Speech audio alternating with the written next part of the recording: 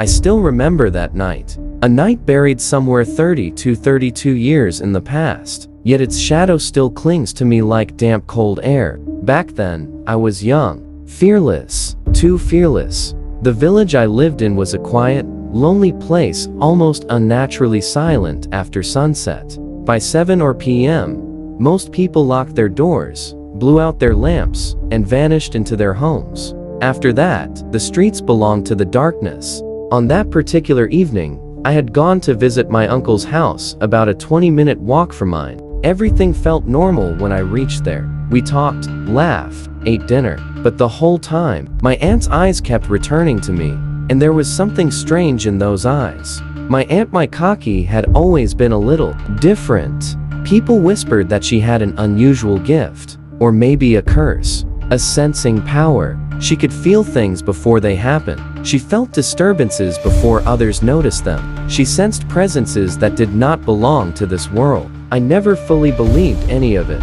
But that night, she looked at me with a seriousness I had never seen before. When I got up to leave, she suddenly said, "Don't go home tonight. Stay here, please." I laughed. "It's just 20 minutes, I said. What could happen?" But her face tightened, as if she could already feel something crawling through the darkness outside. She tried to stop me again, almost begging, but I didn't listen. I wish I had. I stepped outside into the cold night.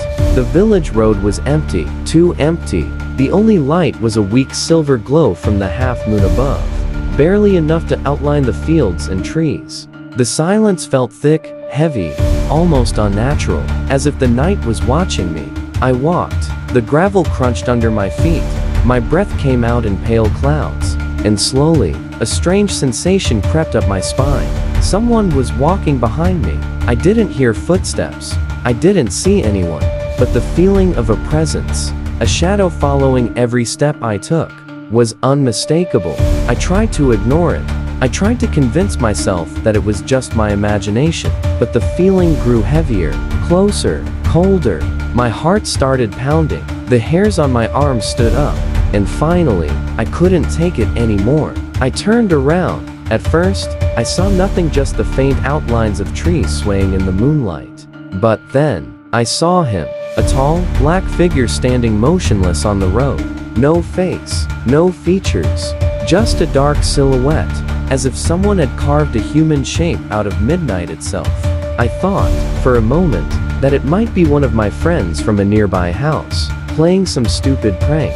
So I called out softly, "Who's there?" No reply. The figure didn't move, but suddenly, rushed toward me and slammed into my chest. I staggered back, confused. It felt like a person. I even pushed it back, thinking maybe it was my friend. But the moment my hands touched it, my blood turned to ice. Its entire body was covered in thick, heavy fur. Not human skin, not clothing, fur. That's when I realized this was not a person, and the world around me went silent. The wind stopped. The night stilled. It felt like the darkness itself was holding its breath. The thing leaned closer. Its presence was suffocating. I could hear it breathing slow, deep, animalistic breaths. And then, it grabbed me. Its grip was cold, powerful, and impossibly strong, for stronger than any human. It tried to pull me backward, dragging me towards something I couldn't see. And the worst part, I could feel its intention. It wanted to take me somewhere. Somewhere dark. Somewhere deep. Somewhere I would never return from. This was only the beginning. If only I had listened to my aunt. If only I had stayed. If only I had believed her warnings. But the night had already chosen me. And what came next was far more terrifying. The moment that fur-covered thing grabbed me, everything inside me went cold. Its fingers, or whatever they were, felt like iron hooks digging into my arms. I struggled, pushing, kicking, twisting, but it was like trying to fight a wall of muscle wrapped in darkness. No matter how strong I was back then, I was nothing compared to that thing. The night around me suddenly felt alive. The trees seemed to lean closer. The wind died. The silence thickened, as if the entire village had slipped into a frozen nightmare, where only I and that creature existed. The thing didn't speak. It didn't growl. It didn't make any sound except a slow, deep breathing. A breathing that felt wrong. Too deep. Too monstrous. Too hollow. Then I realized something horrifying. It was pulling me off the road. My feet scraped across the dirt as it dragged me toward the edge of the path. At first, I didn't understand why. I thought maybe it wanted to attack me, to bite me, to tear me apart. But when I saw where it was dragging me, my heart almost stopped. There was a pond nearby, a deep, old village pond, surrounded by tall grass and shadows. The moonlight shimmered faintly on its black surface, and the reflection looked like a giant, open mouth, waiting to swallow anything that came close. The creature was dragging me straight toward it. Its grip tightened. My heels dug into the dirt. I clawed at the ground, tearing up grass and soil. My breath came out in sharp gasps.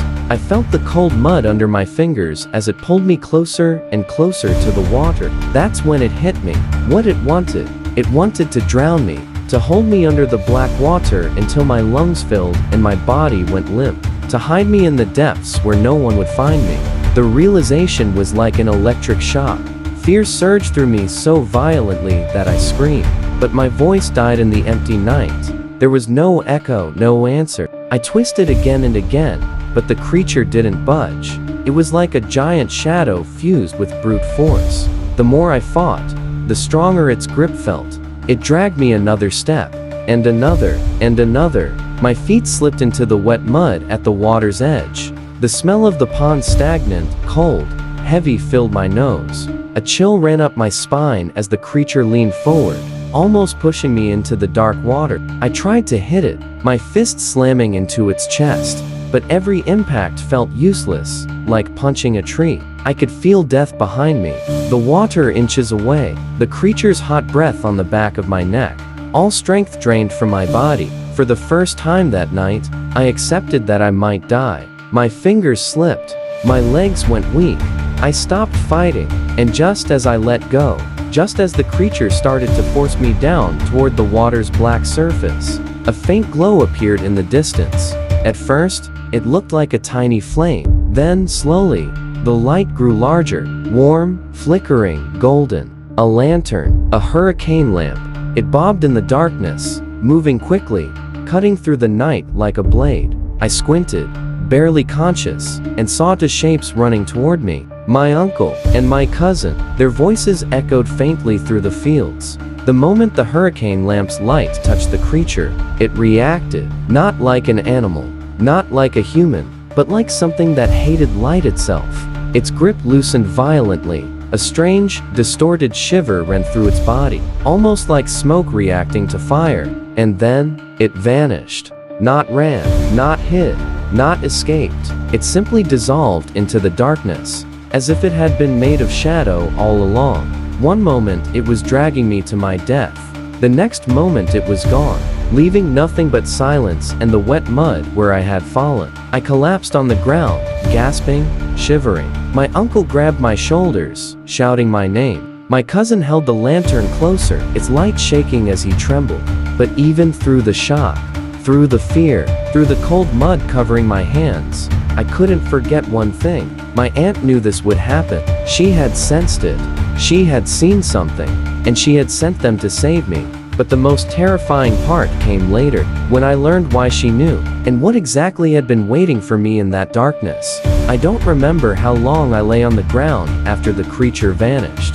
My arms were shaking, my mouth dry, my heartbeat pounding so hard it drowned out every other sound. But I do remember the horror in my uncle's eyes. He wasn't just scared for me. He was scared because he knew exactly what had attacked me. "Stand up," he whispered urgently. "Don't look around. Don't turn toward the pond again."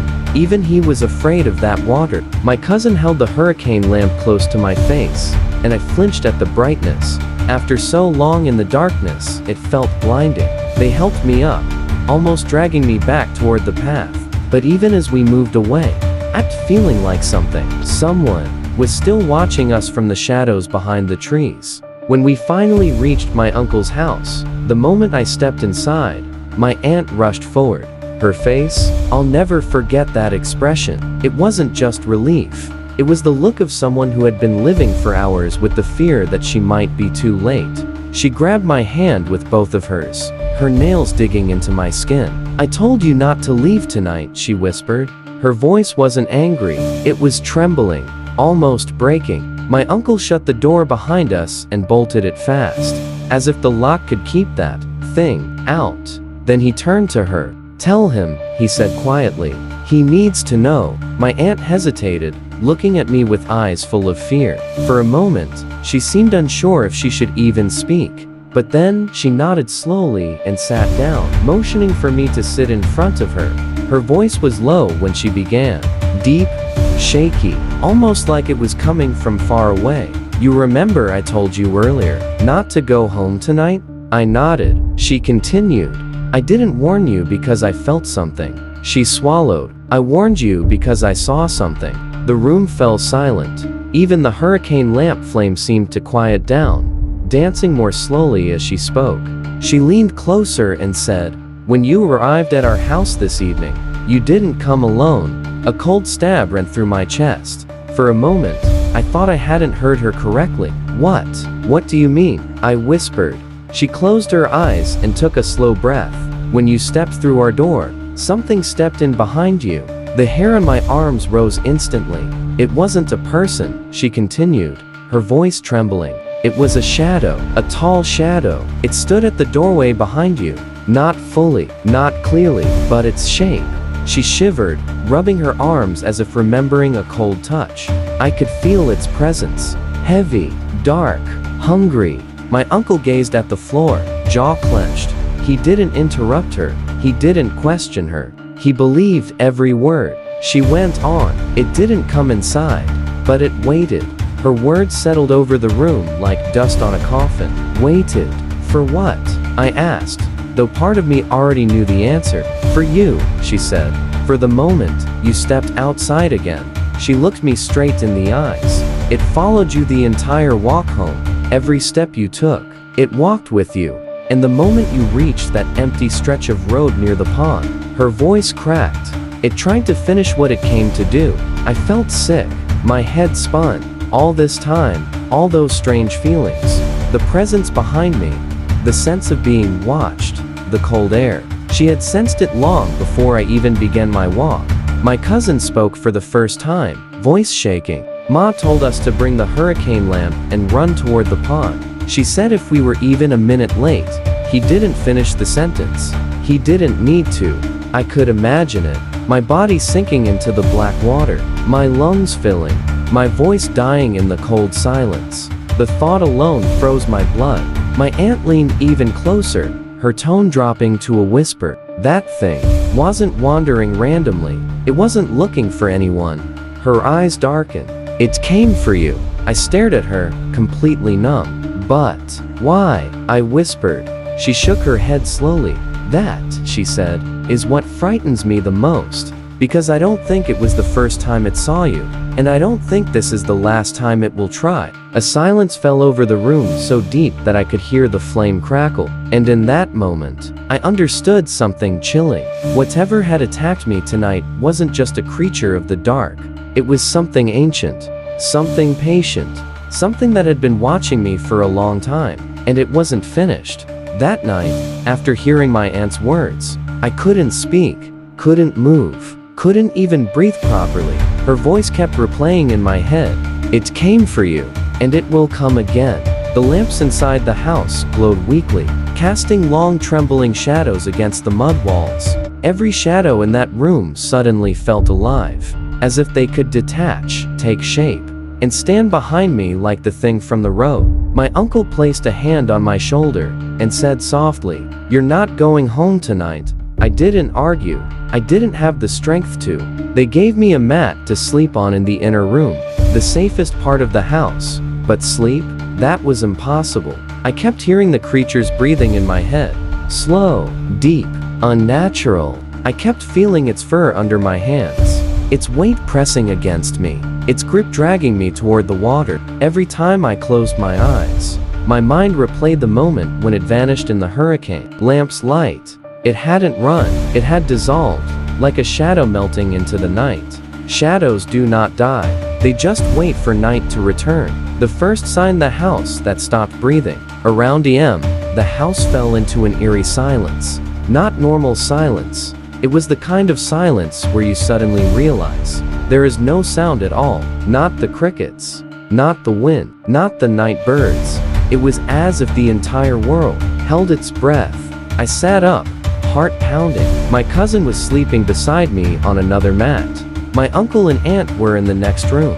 I listened harder. Nothing. Not even the faintest whisper of night. Then, very slowly, I noticed something else. The room felt colder. Not the kind of cold that comes from winter breeze, but a coldness that seeped up from the floor, into my bones, into my spine. It was the exact same coldness I had felt when the creature touched me. I hugged myself and scanned the room. Everything looked normal, but something was off. Something unseen, but present. And then the hurricane lamp in the corner flickered. Once, twice, then it steadied. I stared at it, unblinking, because I knew that thing hated light. If it came near, even a little, the lamp flame would react. It flickered again, this time longer. I froze, my breath stopping halfway in my chest. Then the flame stretched, not up, not sideways, but backward, as if some invisible force was pulling it toward the door. My cousin suddenly sat up, alarmed. "You saw that?" he whispered. I didn't answer, because my eyes were now on the door, on the thin strip of darkness beneath it. The darkness was moving, not like shadows normally move when lamps flicker, but like something alive was crawling slowly, dragging its form across the floor, toward us. My cousin grabbed my arm.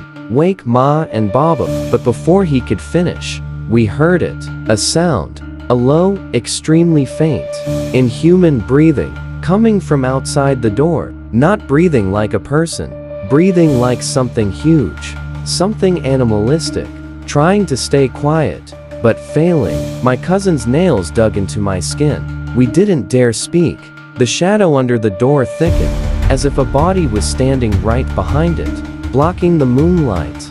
Then thump. A heavy weight pressed against the door.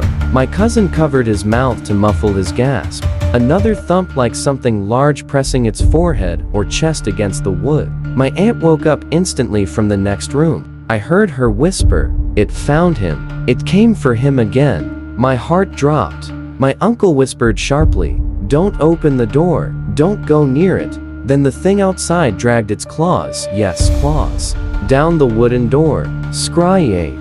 The sound cut through the silence like rusted metal tearing flesh. Slow, deliberate, torturing. The hurricane lamp shook violently. Its flame almost died. My cousin grabbed it with trembling hands, holding it up. We heard the creature inhale, a slow, deep, wet inhale, as if it was smelling us through the cracks.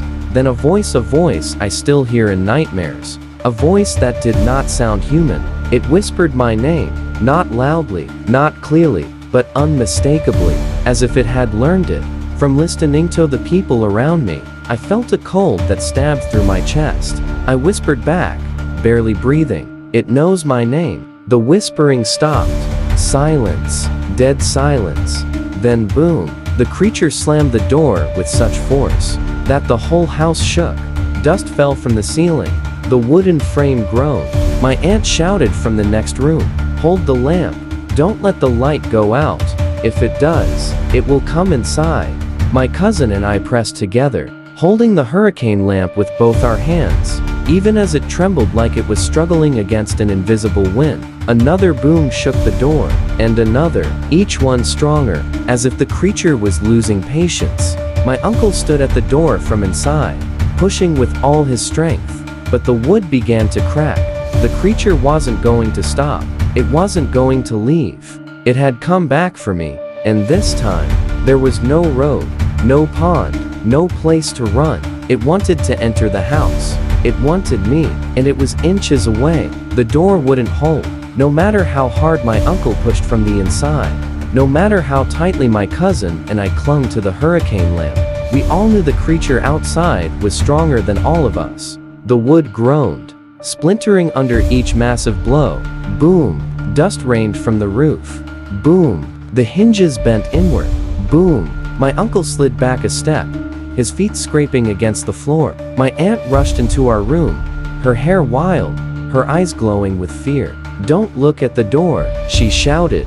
"If you look directly at it, you're giving it strength." Her voice shook the air, a strange mixture of panic and command. She grabbed a handful of ash from the clay stove, then drew a trembling circle on the floor in front of us. Her fingers moved fast, desperate, almost frantic. "Sit inside the circle, now," she ordered. We scrambled inside. The hurricane lamp went in with us, its flame dancing violently as if something was trying to blow it out. My aunt finished the circle, then added symbols, crooked lines, sharp shapes, rushed markings that I didn't understand. "What is this?" I whispered. She didn't answer, because outside, the creature dragged its claws again. Scry-ape, scratching from top to bottom, slow, hungry, deliberate. This time, the scratches felt deeper, as if its claws were meant to tear through wood and skin. My uncle braced himself against the door again, but then a voice, not whispering this time, not faint, but close, right behind the door, and it said my name again, clear, deep, shuddering. I froze. My mind went blank. My aunt touched my forehead, forcing me to look at her. "Listen to me," she said, her voice trembling. "That thing isn't calling you. It's copying us. It learned your name from our home. It wants you to answer." My blood ran cold. I didn't answer. I didn't even breathe. But the creature wanted a reaction. Boom. The door bent inward. A long crack zigzagged across the wood. I heard something outside. Exhale. A long, guttural breath that vibrated through the floor. My cousin whispered, "Ma, it's going to break the door." My aunt's voice suddenly turned sharp. "Keep the lamp bright. If the flame dies, God help us all." But the lamp wasn't listening. The flame started shaking violently, leaning sideways, stretching unnaturally, as if pulled by invisible fingers. My cousin grabbed it tighter, but the flame still flickered dangerously. "It's sucking the light," he screamed. My aunt placed both her hands on her forehead, almost in a trance. Her lips trembled as she whispered old words. Words I had never heard before. Not prayers, not mantras. Something older, something not meant for living ears. My uncle shouted from the door. It moved to the window. We all turned. The window cloth, brown, old, torn at the corner, began to rise on its own, as if something huge was breathing against it, as if something was peering inside. Then a black shadow fell across the window. A shape, broad shoulders, a narrow head, not human, not animal. A silhouette of something tall, leaning close enough to press its face against the thin cloth. The cloth stretched outward, as if something was sniffing the air inside the house. I couldn't move. I couldn't scream. Even my heartbeat felt trapped in my chest. The creature inhaled again, a deep, rumbling breath that shook the window frame. The cloth slowly parted near the torn corner, revealing nothing, just pure, solid black. Not a face, not eyes, not features, a void, like the night had torn itself open to look into the room. My cousin whimpered, "Ma, it's looking at Baya." My aunt snapped out of her trance. She grabbed the hurricane lamp and held it high, lifting it toward the window. The flame shot upward, bright, wild, almost white. At that exact moment, the shadow jerked back violently, as if the light had burned it. My uncle shouted, "It's going to the back door." We heard heavy steps, not footsteps, but thuds, as if something massive was circling the house, searching for a weak spot. My aunt grabbed my wrist tightly. Her fingers were freezing cold. She leaned close to my ear and whispered, "Tonight, it wants to enter. If it steps inside the house even once, it will never leave." Her nails dug into my skin. "You must not speak. You must not touch the floor outside the circle, no matter what you hear, no matter who calls your name." I nodded, terrified. But then from the back door, a soft knock, a soft, human-sounding knock, followed by, "Baba, open the door. It's me." My heart stopped. It was my little cousin, sister's voice, but she wasn't even home. She had been visiting relatives in another village for 2 days. The voice at the back door knocked again. "Baba." Open the door, please." My uncle's face turned white. "That's not her," he whispered. The voice knocked again. This time it said my name. My chest tightened. It was my cousin, sister's voice. Exactly, her voice. Soft, innocent, terrifying. The creature had learned another voice. My aunt grabbed the lamp with both hands and screamed, "Don't listen, don't move." Outside, the voice changed. It deepened, cracked, broke, and then, like a distorted echo, the creature said, "Let me in." The walls shook. The house trembled. The flame stretched forward, almost touching the glass. Everything felt like it was going to collapse. And then, just as the creature prepared for one final blow, my aunt did something terrifying. She stood up, stepped outside the protective circle, lifted both her hands toward the ceiling, and shouted something in a language I had never heard. Not human, not earthly. It shook the entire house. The flame roared like fire in a storm, and outside the creature screamed. For the first time, it screamed, a sound so deep, so monstrous, so filled with rage and hate, that it vibrated through my bones. Then silence, a silence more terrifying than the scream. My aunt fell to her knees, exhausted. My uncle rushed to her. My cousin held the lamp, sobbing. And me, I sat frozen inside the ash circle, feeling only one thing. The creature wasn't gone. It had only backed away. It was waiting, watching, learning, planning, and it wasn't finished with me yet. The night was colder than any before. Arif stood alone in front of the ruined community hall, the moonlight slicing through the fog like a blade. The place looked dead, broken windows, torn banners, footsteps scattered in mud. But he knew the truth. Something was inside, waiting, watching, calling his name. A low whisper leaked out from the dark hallway. "Arif, you came back." His legs shook, but he forced himself inside. The door slammed shut behind him with a thunderous boom. Dust fell from the ceiling. The temperature dropped so fast that his breath turned white. The entire hall was pitch black. Only one thing glowed. A circle of candles on the floor, and in the middle of that circle, his friend Rafi's body, sitting upright, eyes open, staring. Arif gasped. "Rafi, no, this can't be real." Rafi's head turned with a slow crackling sound, bones shifting unnaturally. His voice was not human anymore. It was layered, like a chorus of suffering souls. "You should have never left me, Arif." Arif stumbled backward, but the candle suddenly went out, plunging everything into pure darkness. Then a hand grabbed his shoulder from behind. Hard, ice cold, not human. Arif screamed and sprinted forward, bumping into walls, tripping over broken chairs, trying to find the exit. But every direction he turned, the hallway changed shape. Doors disappeared. The building twisted like a living organism. A voice echoed from all sides together. "You brought me here. Now, you can't escape." Arif's flashlight flickered on, and he froze. The long corridor was now filled wall to wall with distorted silhouettes of people, tall, thin, featureless, their heads slowly turning toward him. Every shadow had the same face. Rafi's face. Eyes hollow, mouth stretched unnaturally wide.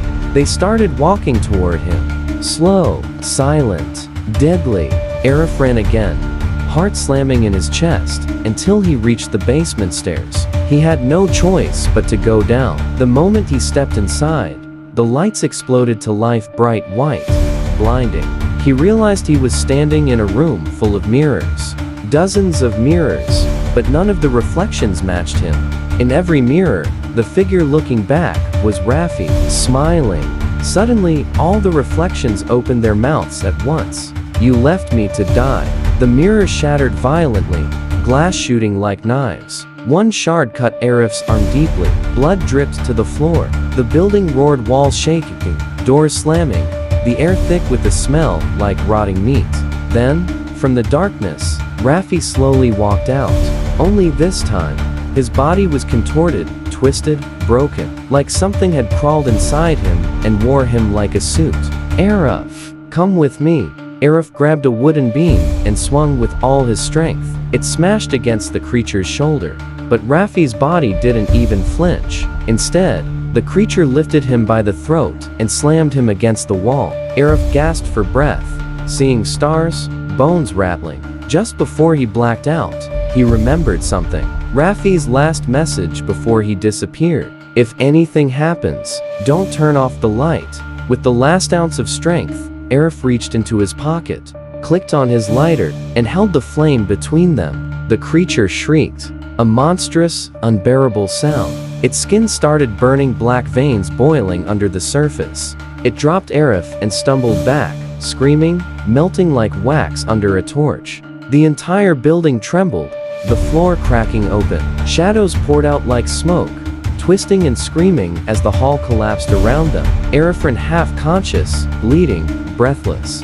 The front door appeared again. He burst through it and fell onto the ground outside, gasping desperately. Behind him, the community hall caved in on itself, swallowed by darkness, until nothing remained but dust and silence. Arif crawled away, shaking, crying, traumatized, but alive. He whispered to himself, "Rafi, I'm sorry, I didn't know." But a soft whisper came from the trees behind him. "Arif, I'm still here." He froze. His blood turned to ice. The screen cuts to black. End of part 6. End of the story. Did you enjoy the story? Let us know in the comments. And if you liked it, don't forget to like, share, and subscribe to The Horror Dream. Want more stories like this? Subscribe to The Horror Dream, and we'll bring you more darkness, just for you. If you enjoy a little chill down your spine, stick around, like, share, and hit that subscribe button, right here on The Horror Dream. Your support keeps us going, so stay with us. Subscribe to The Horror Dream for more spine-tingling tales.